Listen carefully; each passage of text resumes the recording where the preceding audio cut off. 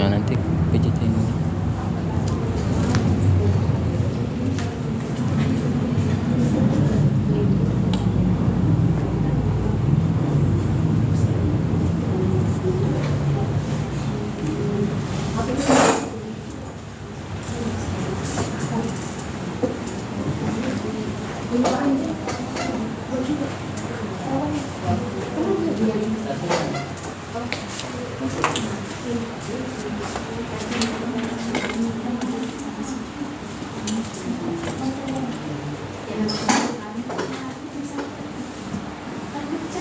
Baik, assalamualaikum warahmatullahi wabarakatuh. Waalaikumsalam warahmatullahi wabarakatuh.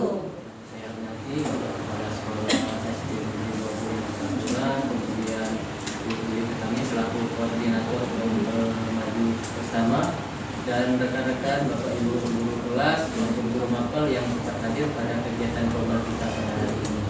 Kami izinkan kami menyampaikan materi terkait peningkatan atau kegiatan PKG, peningkatan komisi guru PJOK yang saat ini sedang kami laksanakan.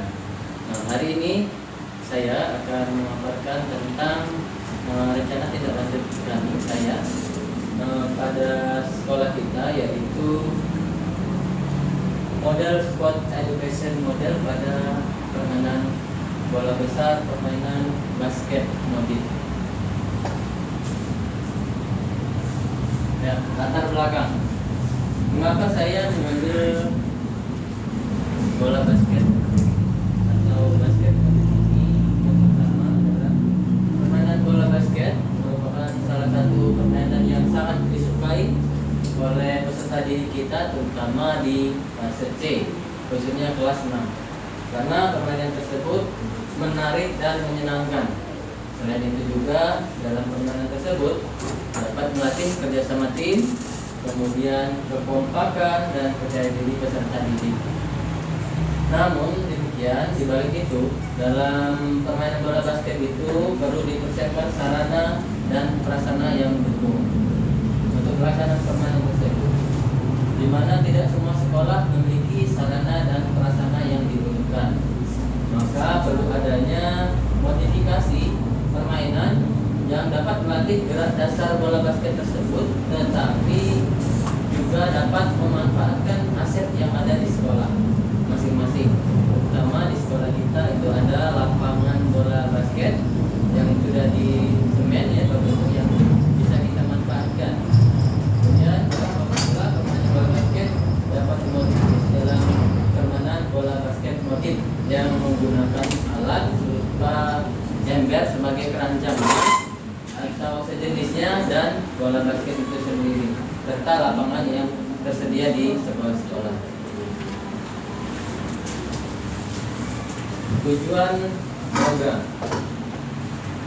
yang pertama yaitu mengajarkan peserta didik untuk membuat dan menentukan sebuah permainan modifikasi melalui musyawarah dan mufakat bersama. Mengapa? Karena di SEM atau Sport Education Model ini yang paling banyak berperan adalah peserta didiknya, baik itu guru yang menjadi wasit, yang menjadi peserta, yang menjadi panitia, kemudian supporter, ya.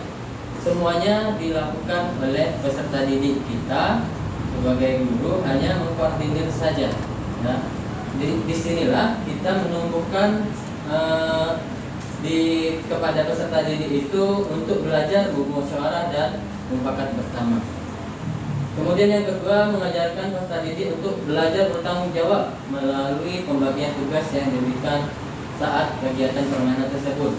Ya, baik itu dia yang bertugas sebagai wasit, bagaimana dia memimpin pertandingan, tidak berat sebelah, tidak memihak tim yang lain. Kemudian ketika menjadi panitia pencatat skor atau panitia administrasi, kemudian pemain ketika dia menjadi pemain, dan juga penonton atau supporter. Kemudian yang ketiga adalah mengajarkan gerak dasar permainan bola basket dengan modifikasi permainan. Nah, tentu saja pada permainan bola basket ini yang diajarkan adalah salah satunya adalah gerak dasarnya, baik itu ketika memantulkan bola, mengoper, kemudian mendribble ya. Tetapi untuk yang memasukkan ke keranjang cukup kita modif bisa menggunakan aset yang tersedia di sekolah kita, berupa misalnya keranjang atau hal lain, alat-alat lain yang bisa menjadi penggantinya. Kemudian yang keempat, memberikan pengalaman kepada peserta didik tentang adaptasi permainan. Jadi tidak harus pada permainan misalnya sepak bola atau basket itu yang sebenarnya. Jadi misalnya yang ada di sekolah itu misalnya lantai kemudian yang sudah semen, kita bisa bermain bola basket yang dimodifikasi tadi. Kemudian misalnya ada lapangan sepak bola tetapi belum ada gawangnya, kita bisa modif. Intinya tidak menghalangi mempelajarkan atau mengajarkan peserta didik kita harus dengan yang sebenarnya. Kemudian yang keempat, yang kelima, memanfaat aset yang ada di sekolah tadi yang berkaitan dengan prasarana. Kemudian misalnya aset yang budaya manusia yang ada, misalnya manusia itu kita ya, Bapak Ibu guru, kemudian guru kelas maupun TU. Kemudian melatih kerjasama tim seperti yang sudah saya jelaskan tadi. Kemudian menyalurkan minat dan bakat peserta didik, khususnya tadi tentang bola basket modis tadi. Kemudian yang terakhir, melatih percaya diri peserta didik. Tentu saja ketika dia bermain atau dia menjadi tim, dia harus memiliki percaya diri, sehingga misalnya jadi pemain, dia bisa fokus ketika memasukkan bola atau mengoper. Kemudian ketika dia fokus menjadi wasit, dia bisa mengatur percaya diri, menentukan tujuan atau keputusan yang adil bagi seluruh pemain. Nah, dari program ini capaian yang hasil yang diharapkan yaitu peserta didik mampu membuat dan menentukan sebuah permainan modifikasi melalui musyawarah dan mufakat tadi.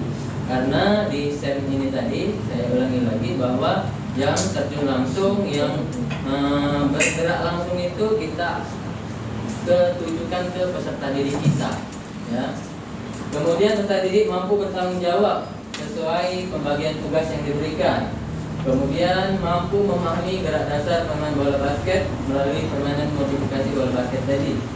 Kemudian peserta didik merasakan pengalaman tentang adaptasi pada permainan bola basket. Jadi tidak harus yang sebenarnya.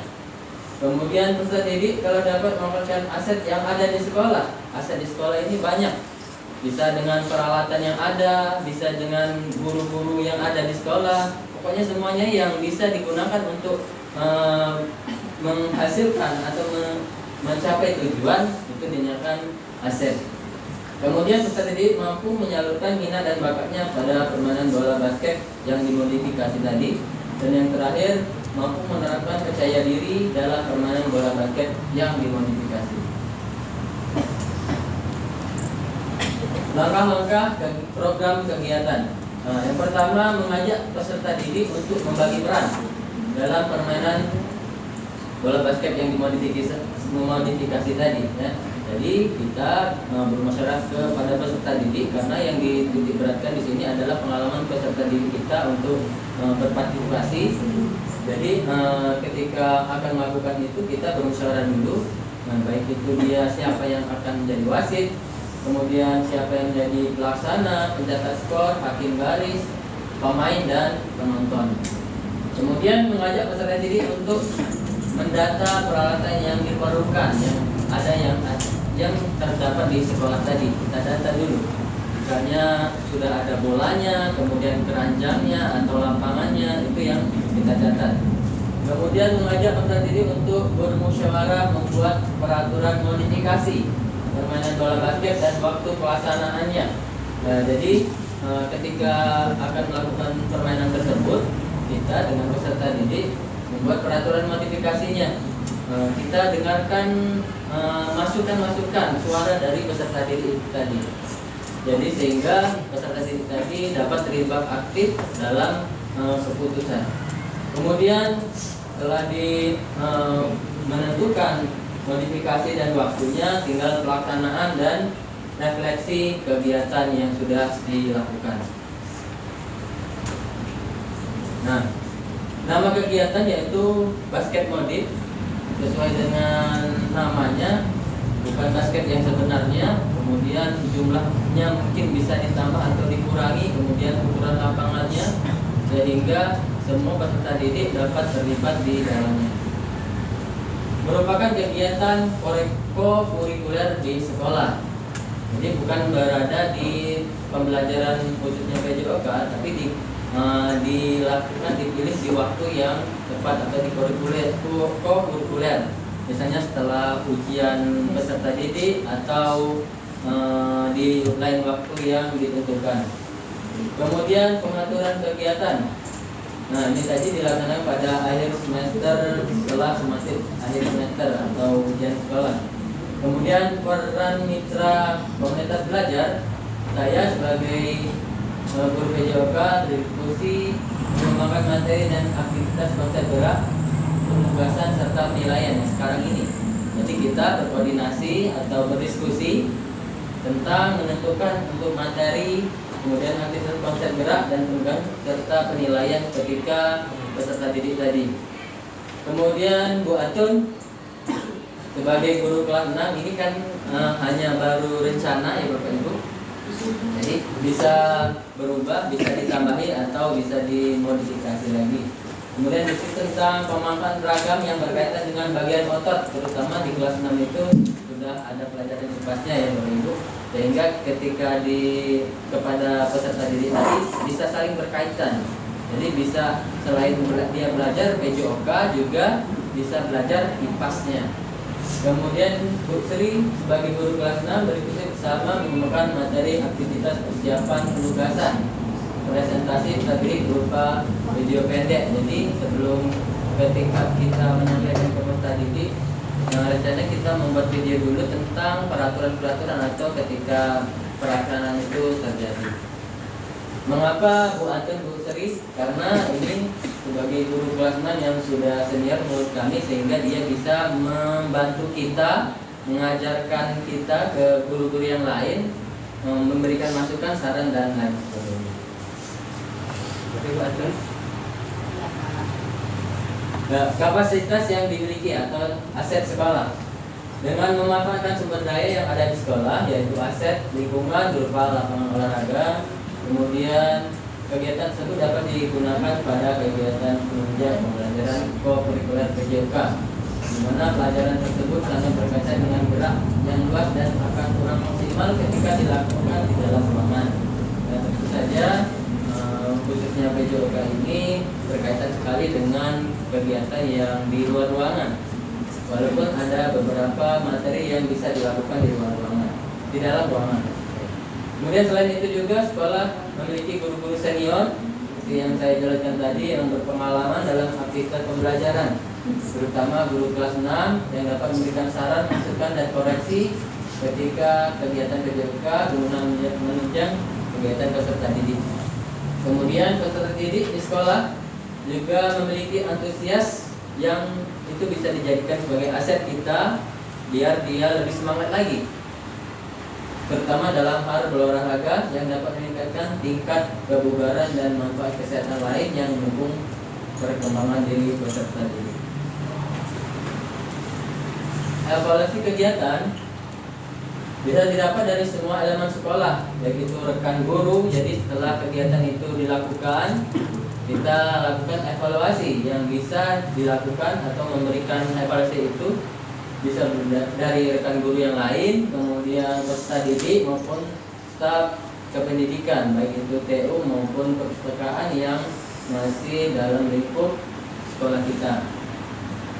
Evaluasi dapat diberikan melalui wawancara langsung dengan bertanya, kemudian sehingga dapat meningkatkan kegiatan serupa yang akan dilaksanakan ke depannya. Jadi ada perubahan yang lebih baik setelah kegiatan yang ini. Tantangan kegiatan yang kemungkinan tantangan timbul dari berbagai macam permasalahan, salah satunya dari peserta didik yang memiliki sifat beragam. Jadi mungkin ada seluruh siswa itu dari misalnya 30 atau 28 peserta didik. Saya yakin tidak semuanya suka olahraga, walaupun hanya 1 atau 2 anak. Ini yang harus kita antisipasi atau memberikan solusi kepada peserta didik tersebut. Kemudian dalam permainan bisa saja terjadi kontak fisik yang dapat mengakibatkan cedera.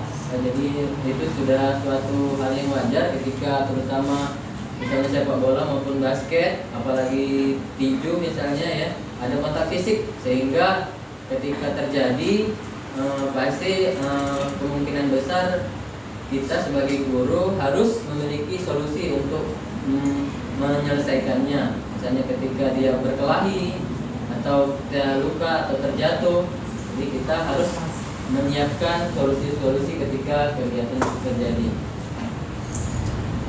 Kemudian memberikan pemahaman peserta didik terkait sikap sportif dalam pertandingan dan kehati-hatian sehingga tantangan yang mungkin timbul dapat diminimalisir. Dan demikianlah dari paparan saya tentang terkait destinasi PJOK. Saatnya kepada rekan-rekan anggota komunitas belajar maupun bapak kepala sekolah mungkin ada yang bisa memberikan masukan, saran atau apa saja yang bisa membangun RTS ini, kami persilahkan. Ya. Tadi saya melihat sekilas itu kan hanya kelas 6. Ya. Kenapa tidak kelas 5, kelas 4 juga? Baik. Karena ini baru pertama kali ya, Bapak Ibu. Jadi saya berpikir jika ini berhasil, mungkin nanti ketika di semester kedua nanti atau seterusnya kita bisa tingkatkan lagi jumlahnya atau kelasnya. Nah, selain itu juga saya mempertimbangkan aset yang ada di sekolah. Salah satunya adalah lapangan. Karena khususnya bola basket ini sangat berkaitan dengan lapangan sekolah yang ada. Gitu. Oke, siap. Mungkin ada lagi, silakan. Tadi modifikasinya jumlah pemainnya dimodifikasi? Iya, semuanya. Tapi harus kita lihat dari peserta didiknya dulu. Karena yang akan melaksanakan SEM ini atau Sport Education Model ini adalah dari peserta didik. Jadi kita sebelum menentukan peraturan-peraturannya kita harus bermusyawarah dulu, mendengarkan dulu masukan-masukan dari peserta didik yang akan terjun langsung ke pelaksananya nanti. Gimana dia? Boleh silakan. Seandainya biasanya kita kan permainan basket itu hanya laki-laki, perempuan. Nah, mungkin kedepannya setelah ini dicampur gitu loh antara laki-laki dan perempuan. Ya. Kombinasi ya. Ya. Karena ini khususnya PJOK, setelah kami mengikuti pelatihan-pelatihan di PKG ini, tidak ada lagi pembedaan antara yang laki-laki maupun yang perempuan. Jadi kesetaraan gender. Jadi materi pada penglibatan atau diseminasi kemarin yang telah kami ikuti tidak ada lagi pembedaan ketika pelaksanaan pembelajaran.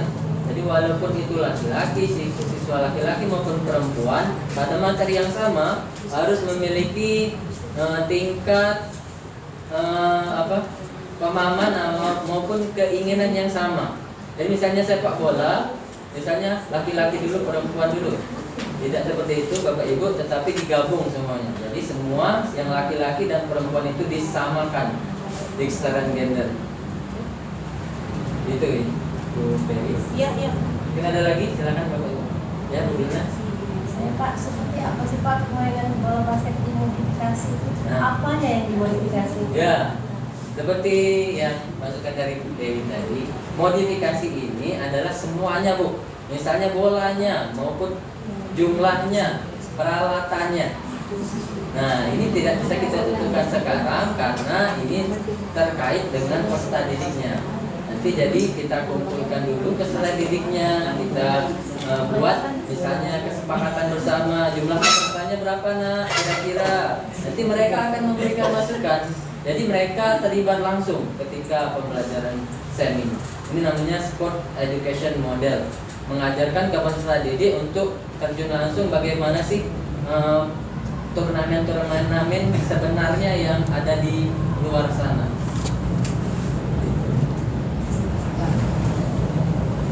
Mungkin ada lagi, silakan dari Bapak. Pak, terima kasih. Izin bertanya Pak, apakah bisa Bapak memberikan contoh aturan atau pelanggaran dalam permainan bola basket yang sudah dimodifikasi?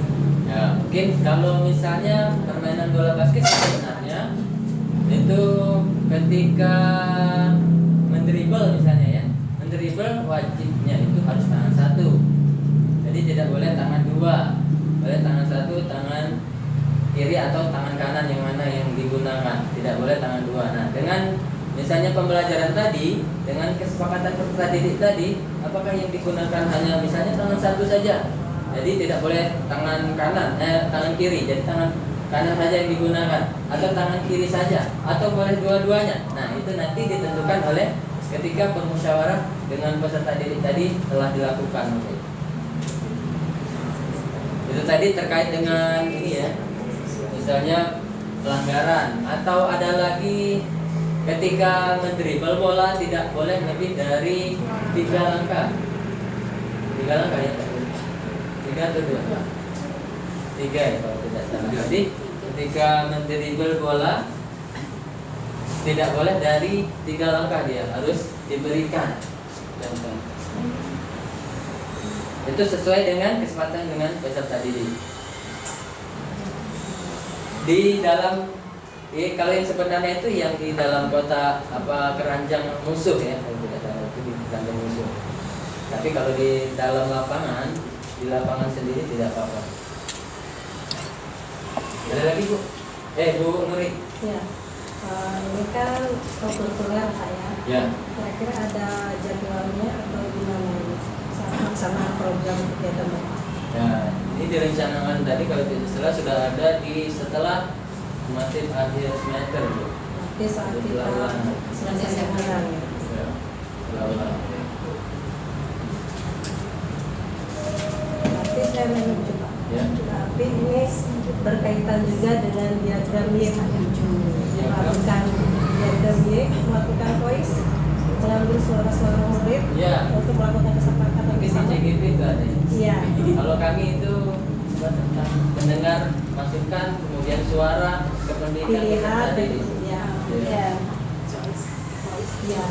Ya, jadi mereka dilibatkan secara langsung menentukan keputusan dalam kegiatan ini. Ini ada lagi Bu, kulit ya. Terima kasih Pak Dia. Untuk basket ini kan sama dengan bola kaki ya, dia pertandingan antara dua tim yang sama-sama saling Ya. ini buat masukin ke ini ke ring gawang, ke ring musuh.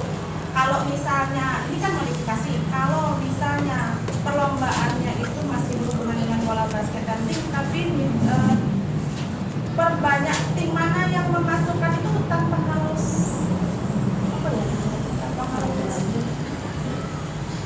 mendribble bola, misalnya hanya berdiri saja, tim satu, tim dua berdiri, nanti tim ini berapa kali masukin, nanti tim itu berapa kali, itu bisa dah, itu sudah tergolong modifikasi atau belum?